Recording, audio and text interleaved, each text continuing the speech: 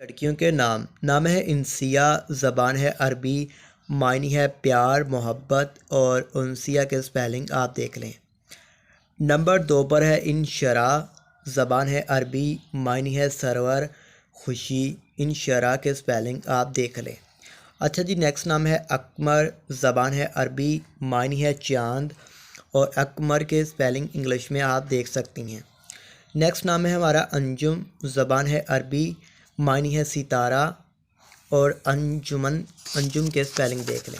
अच्छा जी, next app की तरफ आते हैं। आज का हमारा नेक्स्ट नाम है जी उल्फ़त, उल्फ़त ज़बान है अरबी, मायनी है मोहब्बत, उल्फ़त के स्पेलिंग देख लें।